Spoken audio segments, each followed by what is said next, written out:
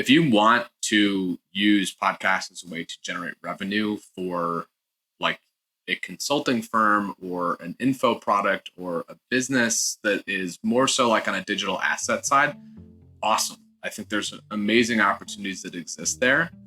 And welcome to the Soundboard with Tofe Podcast. To the industry leaders and forward-thinking companies, this is your resource to become a better podcaster.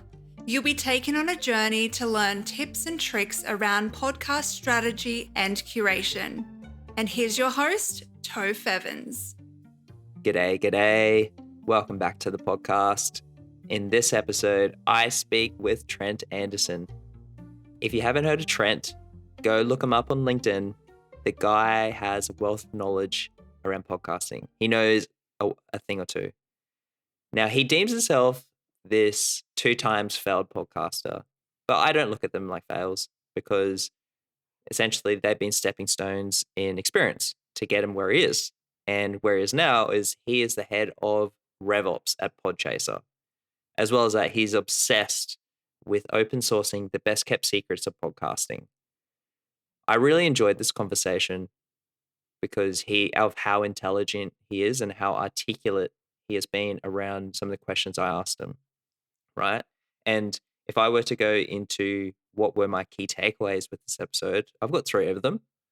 And the first one is about how do we take our audience. So if I quickly touch on what I believe an audience is, the listeners who are listening on the receiving end, like with what you're doing right now.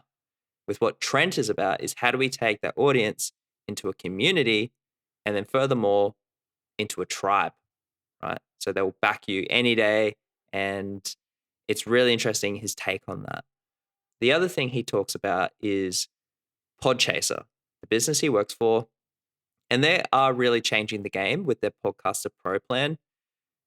If I were to quickly summate it, it's about how you can use your podcast for leverage.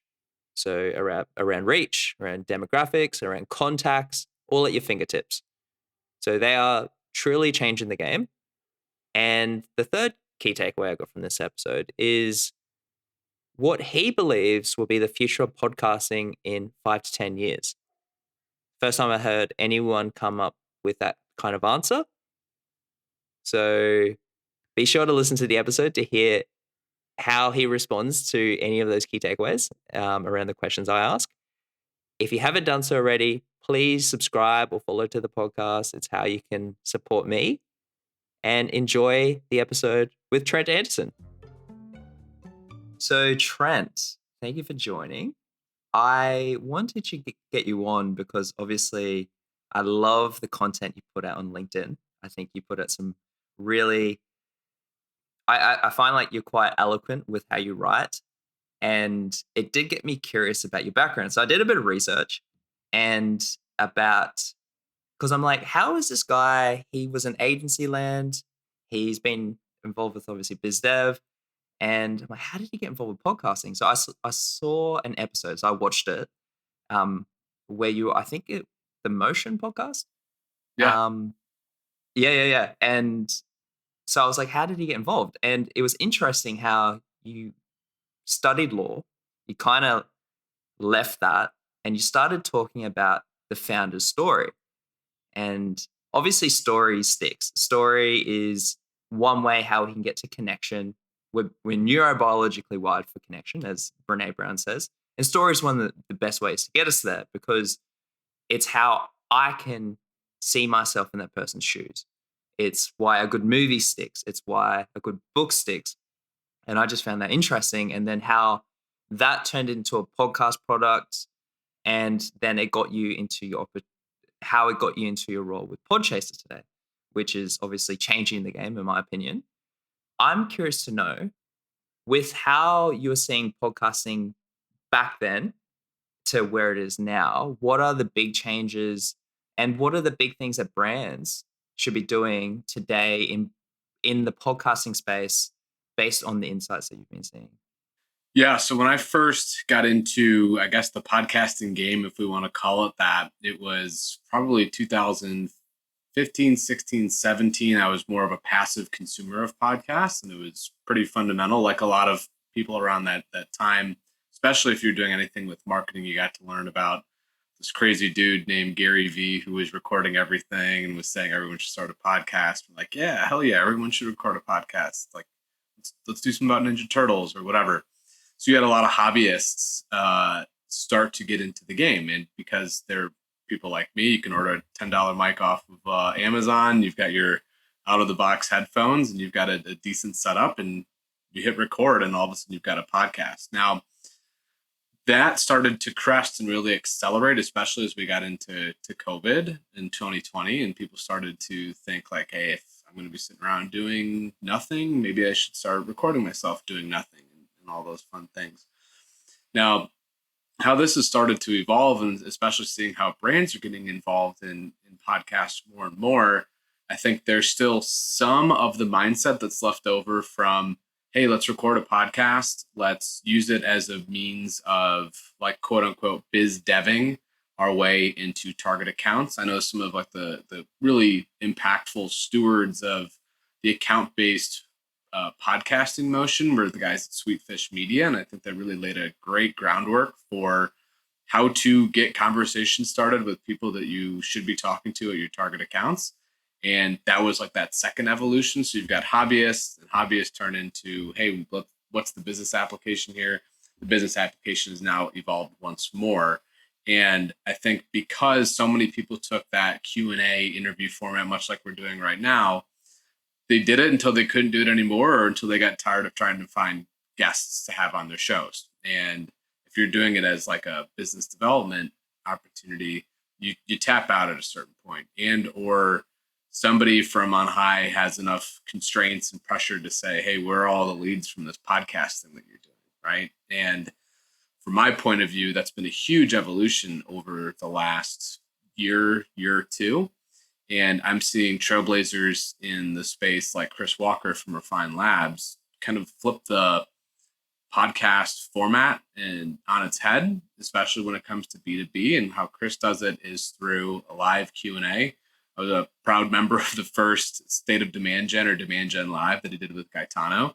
And I still talked with a lot of to this day, talk with a lot of the people that showed up on that first live Q&A. And it was a really new, interesting, kind of crazy type of thing where you got to talk with directly people that were running demand gen programs and marketing programs and were literally at like the top of their game. And as a result of that, it created this embedded community aspect to the group. So now I think Demand Gen Live has over 40,000 subscribers or downloads all across the world. And I was one of the first 19 people to be on one of those episodes, and it was really cool to see it explode. So I'm working on a phraseology that's embedded community growth that I think is really the next stage of unlocking podcast success for B2B brands. I'm happy to unpack that as I've gotten some insights and exposure to other folks that are trying to unload it into their marketing plans too. Yeah, that made me think of what I've heard you say about this embedded community, right? And with what I'm hearing from that, it's essentially it's having that community. But what I've heard you say is like marketers and brands need to build audience first, and then build community. And what I hear from that is it's about facilitation. So building an audience and community, in my opinion, are two different things. So when I'm facilitating an audience, I'm speaking into something where I'm facilitating a conversation to them. A community is when the audience are facilitating conversations to each other based on what I've said. That's what my gauge is on, and that's something I've been taught through someone else. I'd love to know, if we take it a step back, how do you build audience in your opinion? Before we get to the audience part, so you're right that it's audience, community, and then I think that the third, like, most integral part of that is tribe.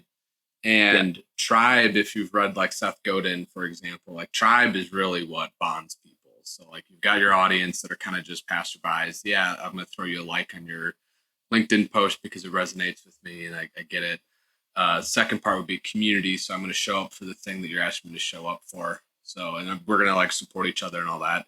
And then you have like this third layer, which is the tribe. And the tribe is what's really interesting to me to watch when you see non-members of the tribe take shots at members of the tribe, and then the entire tribe digitally comes and defends a member of their tribe.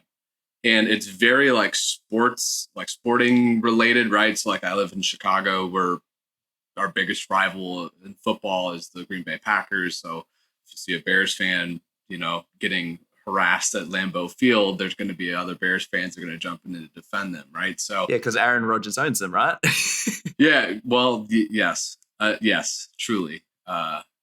So that's I wanted to take that next step. So like there are people, and I've seen this with Pep from CXL. I've seen this with Dave Gerhardt's marketing group. Members of those communities, when they see negative posts or shit posts, if we're allowed to say that, about the team, so to speak, there are members of the tribe that like pick up their spears and pitchforks and defend the tribe. So that's truly special. I don't think you have many people doing that. And so the question is, how do you do that? And let's zoom it back out per your guidance. How do you create an audience, or how do you build an audience? To me, one of the first things you have to do is establish a point of view. And for most of the world, when they talk about their point of view, they kind of sound like everybody else, which is why I say thought leadership content is rarely thoughtful, and it's rarely leading in its content. And that's because I can listen to a podcast, I can hear someone say something and be like, yeah, I believe that to be true. I agree with that. They're seeing me for the first time when my boss won't, my spouse won't, whatever. So you finally feel seen, and then you take an element of that and you try to recreate it as your own. Some people will call that stealing like an artist, if you've read the Austin Kleon book. And I think that's kind of sort of true. But what's unique about the establishing your own point of view is the only way you can do it is by actually doing the thing that you're saying you're going to do. And that's why it's so funny, especially on LinkedIn or Twitter, you have these echo chambers or vacuums where you can see which team someone is affiliated with. And then you can see the content they post sounds eerily similar to whoever's leading the team, right? So there's nothing wrong with that. It's like the first step. But what I'm suggesting to everyone who's trying to build an audience, and you should be trying to build an audience, whether you're an individual contributor on a team, whether you're starting a business, whether you're a coach or consultant, whatever it is, build an audience, but do it with a unique point of view. And how do you establish a unique point of view? You do the thing, you listen to the insights that are being gleaned from other people's content, and then you start to actually put into practice whatever your viewpoint was. So for me, my point of view here is podcast discovery is completely broken. Fortunately, I landed at a company in Podchaser that also agrees with that. And one of the ways that we think the podcasts and podcasting is broken is everyone uses the wrong North Star metric. Everyone's measuring success based on a download number, when you and I both know that just because something's downloaded does not mean it's actually listened to. So now we've got this $1.2 billion podcast advertising industry that's blossomed basically in the last decade. And everyone's making decisions based off of an imperfect number, and that's downloads. And I see people talking about this. I see creators stressing out about, oh, my download number's not up and to the right. I'm not getting that hockey stick growth.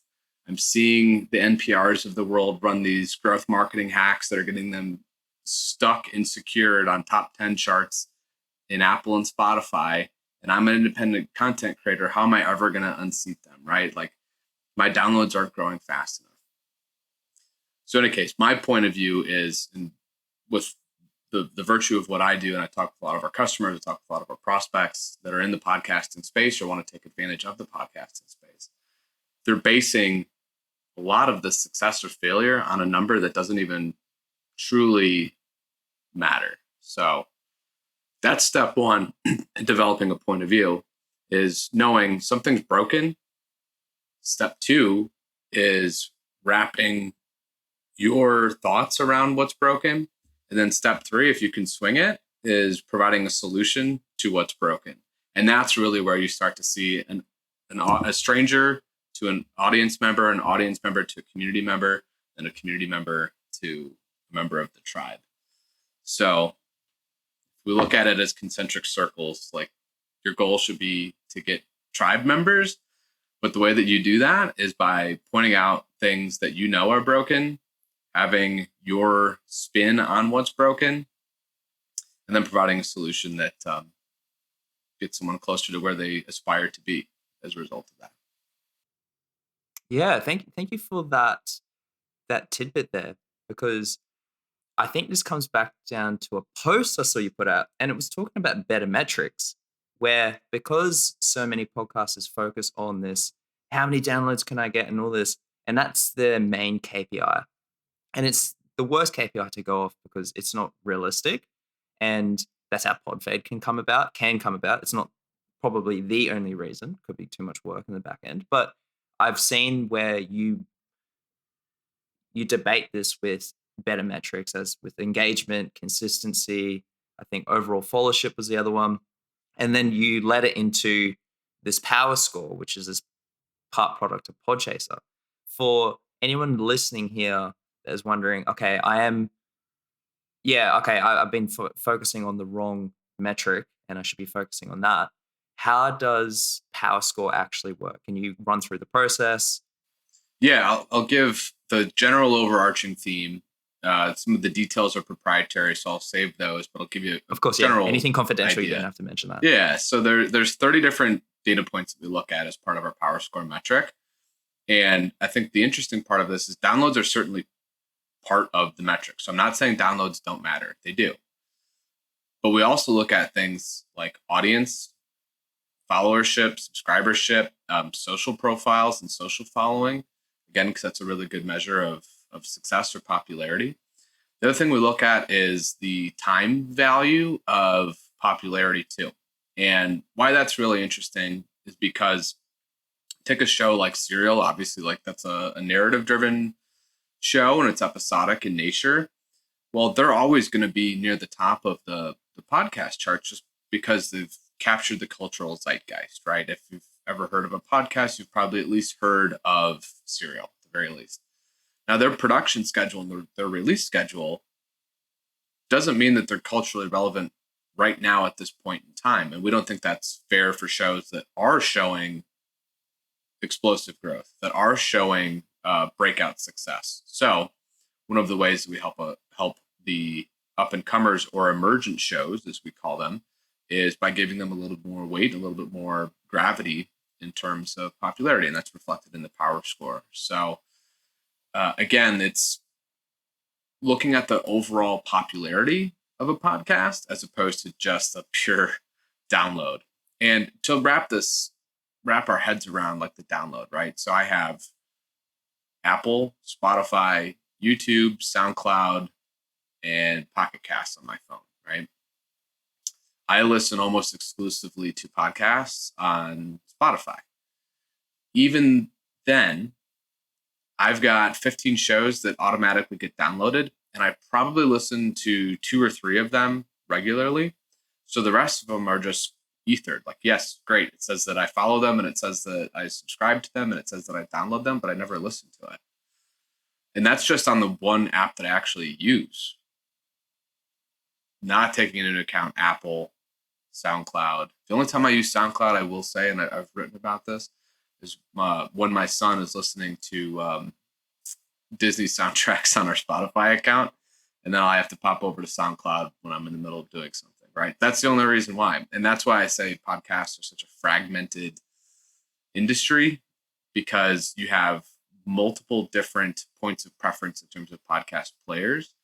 And then you have an insanely difficult time from a discovery aspect, because discovery happens across literally every single social media channel that exists. And that's why Podchaser effectively started, was to build an aggregation system and tool in which we would capture every single podcast that ever had an RSS feed and was published.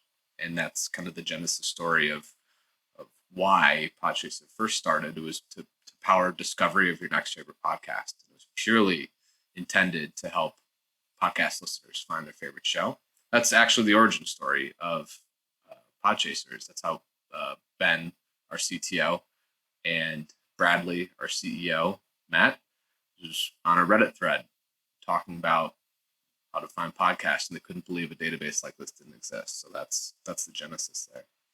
And then as time went on and podcasts gained more popularity, we started to add more tools like audience insights, better listenership metrics, our partnerships with some of the podcast player apps and hosting providers.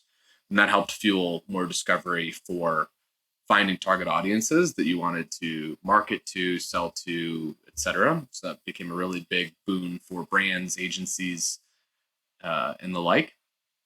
And the most recent iteration on the product side is for advertisers, where we've released brand sponsor data. So now folks can log in and see, at least on our Podchaser Pro platform, they can see who's sponsoring what shows for how long and an estimate of how much they've been spending. So again, discovery is the catalyst for all of these things. Find your next favorite show, find the shows that are serving your target audience, find the shows that are popular with people that want to spend money on podcasts. So that's I think the 3-part growth story, all centered around discovery. Yeah, the discovery piece is so interesting because I was going to actually ask you about that about Podchaser Pro, because I know you talk about it a lot in your LinkedIn content. And with Podchaser, like when I first came across it a couple of years ago, my first thought is this is an aggregator, as you mentioned, but it's like one of the only few platforms that you can review through, right? Because like Apple was the leading platform where I can review a show. You couldn't do it on Spotify unless, like you can now, but you have to leave a rating. And I think to do that you have to have listened to the first episode or so.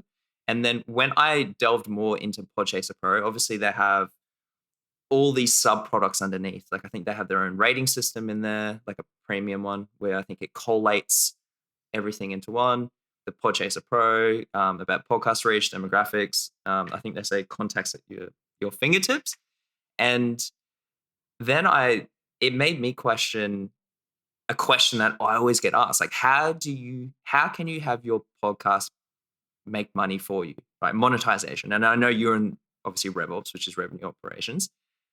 I don't think people realize a podcast can be used for leverage. Like we were talking about Sweetfish before with I think it's James Carberry, how he talks about content-based networking. Like building a relationship is 2-way value. It probably is 3-way value if anything, because you're getting them on, you're getting them exposure, you're giving them their value and insights to your audience or to my audience, whoever the person is.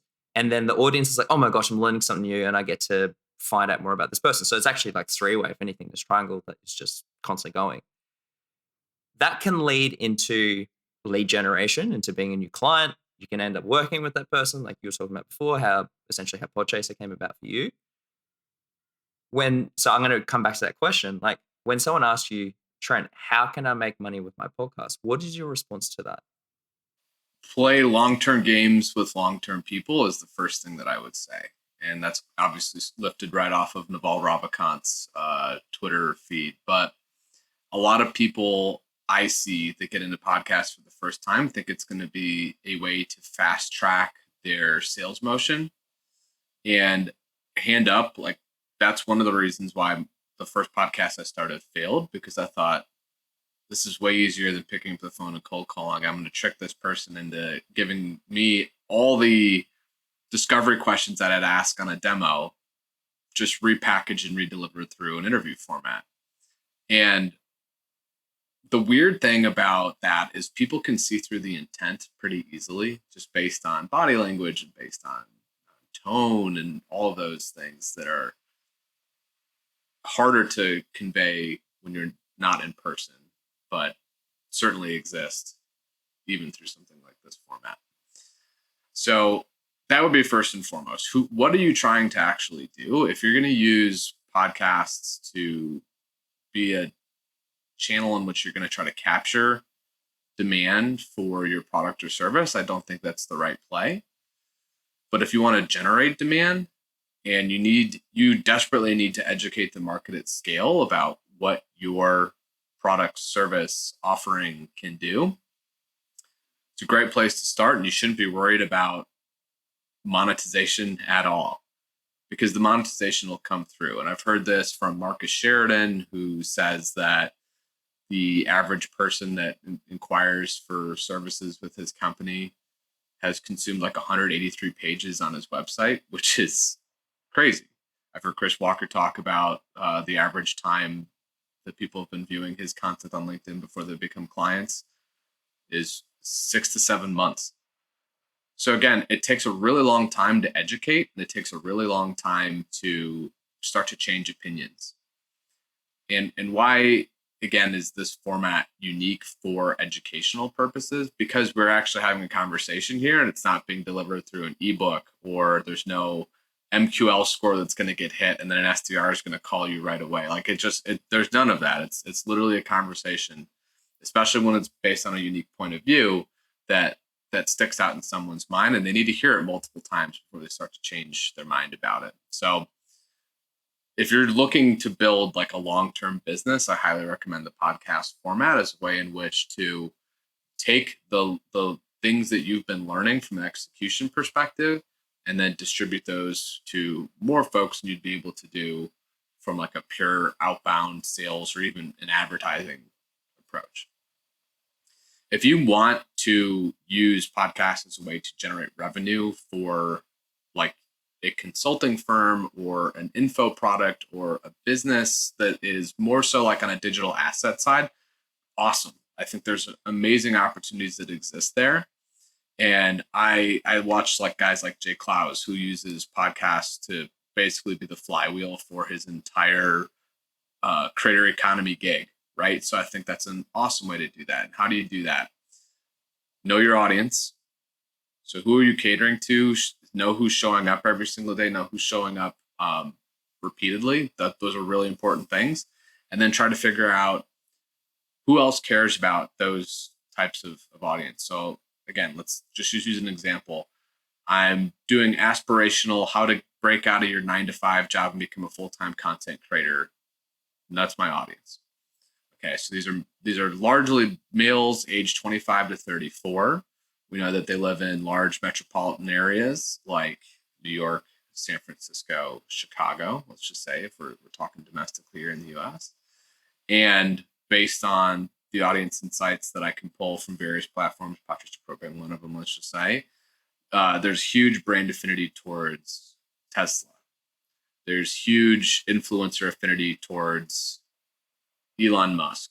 Okay, so then you start to think, if you're a fan of Elon Musk, if you're a fan of Tesla, you're age 25 to 34, you live in a major DMA in the US, what else is true of you? And then you start to like reverse engineer. These are likely early tech adopters, right? So if I'm running a show that's focused on these people as my audience, I want to find brands that are considered early tech adopters. And that's going to look like wearables. So is there a big competitor for Whoop, like the Whoop bands or fitness trackers or Aura rings or what have you? And I'm going to say, hey, I've got this audience, age 25 to 34. They're showing up multiple times on a monthly basis to my podcast. They're also actively engaging with me on social media, especially TikTok, Instagram, LinkedIn, whatever the case might be. I could be totally off base here, but is that also the target audience you're trying to go after, right? And you build a really compelling story for them, and they say, well, I mean, yeah, that's exactly who we're going after. And then you say, okay, right, now I'm looking at your Facebook Ads Manager account, and it looks like you're running 18 different variables of creative that are trying to target these people. Like, what would this audience be worth to you if you're spending that much money on Facebook, right? So then you have like a really compelling business value to bring to a brand. So that'd be the one way in which you could do that as well. The third part that I think is really interesting is through getting acquired. And HubSpot has done this with The Hustle. There are rumors of a lot of other newsletter turned podcasts companies getting acquired by larger organizations. And again, what is that coming down to? It's coming down to unique point of view, audience insights, and audience growth. That's a very valuable commodity for established brands to be able to tap into.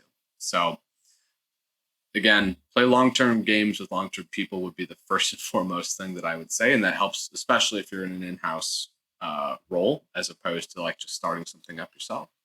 Second part would be finding the monetization aspect through sponsors and advertisers. Again, best way to do that is by knowing your audience. Then the third place would be to actually have someone acquire the IP. And Conan O'Brien just did this. Team Coco. If you're not familiar with that story, when Conan was in between contract negotiations with NBC and TBS here in the States, he started a podcast because he was basically homeless. He didn't have a talk show, so he started podcasting, and obviously was very successful with it. And he just sold his podcast business for 150 to 200 million, depending on which reports you read. So that's Conan O'Brien, right? You're not Conan O'Brien. I'm not Conan O'Brien, but the value there is creating a media arm, and that's an acquirable asset for a lot of folks. Oh, so interesting. I had no idea about Conan. Like, I love Conan. I think he's hilarious.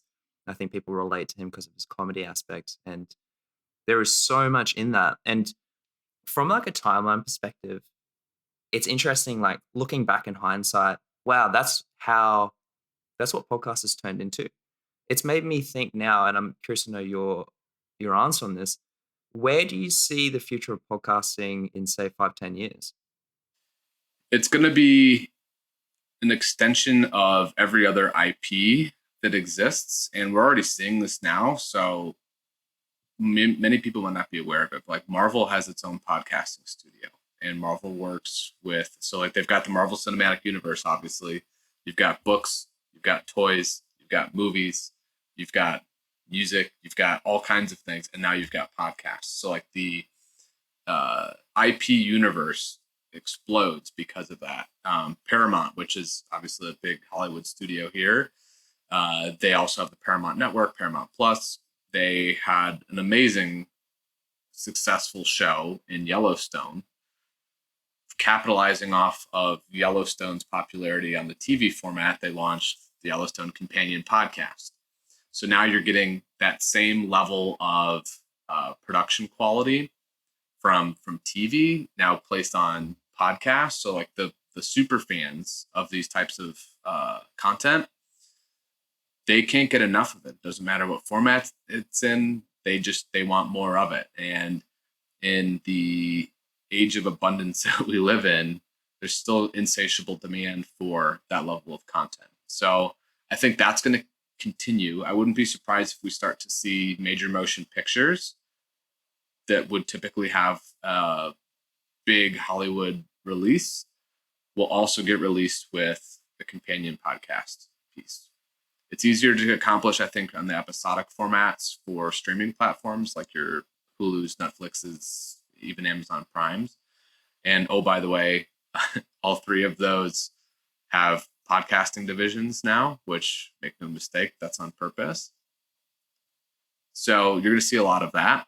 The change in the B2B podcasting space, I really think, is going to be adopting this micro event or in-person community focused version as opposed to just the pure Q&A interview model. I already referenced how Chris is doing it. Pablo Lopez for B2B influencer community is doing this as well. And I think it's starting to take off. It's a lot harder to accomplish. It's really difficult to execute. But if you can crack that code, I think that is going to be the place where we're going to start to see a lot of podcasts go. I think you're also going to start to see more podcasts around the long form. Everyone's tried to do that and emulate the Joe Rogan experience. It's very difficult to do in a 3-hour format. Many reasons for why that is. But I think as more creators exit what I'll call legacy media and move into new media, they're going to see that they're untethered from the demands that some gatekeeper put on them. And I think I've heard Joe Rogan talk about this. I've heard even Ellen to a certain extent, and certainly Conan, who we just talked about, say, if you can show up and talk about what you want to talk about and not have a suit or someone in a corporate tux breathing down your neck talking about what kind of content you need to produce and what angle you need to play so as to not upset advertisers, it unlocks a great amount of creativity. And I think a really good example of that is Bill Maher, who's been wildly successful as a comedian, and obviously he's got a show on HBO, Real Talk with Bill Maher. But his new podcast screamed up our Podchaser 25 chart, all because it's a side of Bill Maher that no one has ever seen before, where he's just smoking pot with friends in a dark study in his home. And it's so different than him being, totally buttoned up with his suit and tie as he's accustomed to been doing on HBO. So I think you're going to see a lot of people that already have substantial influence shed their corporate PC by the book personas and adopt more fluid, creative, true, organic personalities that they actually have. And I think podcasts are incredibly unique for an opportunity to do that. There is so much in that, and it's my head is spinning with like these ideas and all this, and based on Bill Maher, like when people can see that side of him, like that could actually be his true personality, because he's let his hair down, he's not putting on a mask, and maybe that's why people are responding to that. And that's so interesting. But as we start to wrap things up, I just want to say thank you, mate. Like, thank you so much for this conversation. There was obviously no main agenda with this. I just know that for yourself and your knowledge and your experience in podcasting, and I know you're big on experimentation and testing with like what your clients are doing. So I just want to have this conversation. I just want to say thank you so much for sharing these insights. And obviously, I look at you as a thought leader in podcasting. So just want to say thank you. No, thank you. Thanks for the forum. It's always fun to talk shop with people that ask interesting questions, and I'm not devoid of opinions. So it's good to know that there's a safe format to express those. Yeah, of course, man. And it could be your law background that likes that whole debate culture anyway. Obviously, I've mentioned your LinkedIn, which is obviously Trent Anderson. Where else can people find yourself and I guess your services relating to Podchaser? Yeah, podchaser.com/pro if you're interested in peeling back the curtain in terms of all things podcast analytics and insights. It's a good place to find us. And then Twitter. I'm trying to be more active on Twitter again because I've met some really cool people, like really deep relationships built through Twitter, whereas LinkedIn sometimes feels more so like we just talked about the mask and the persona. I do the very best that I can to bang out things that I really truly believe, but on Twitter, I feel like I let my hair down a little bit more too. So that's Trent Anderson, and the O is actually a 0 because that's what you do when you've got a long last name, and there's a million Trent Andersons in the world. So yeah, fun fact about that. So Tofe is a derivative from Christopher, because there's so many. Chris Evans is a very common name. There was a lot of Christophers and Chris's at school, so a friend started calling me Tofe. And in Australia, we like to desyllabize things, so Tofe became Tofe, and it became good from a branding standpoint. So I totally get it when you have to change a few things around so that you can stand out, because I'm sure the first person that's Trent Anderson would have got that handle a long time ago. Not to die. Trent, I turned the E into a 3. That didn't work. So yeah, man, I wish I could go from Trent to Tofe would definitely be a standout thing, but I appreciate the Tofe. Yeah. Last question, and I usually ask this for every guest. What is the number one piece of advice you can give to an aspiring podcaster starting out? Get on at least 5 podcasts as a guest before you start your own. I didn't do that myself the first go around. I didn't do that myself the second go around, and I've been a failed podcaster twice. So I believe me when I say, if you can't go deep into a topic and wide into a thought process, you probably don't have any business starting your own show.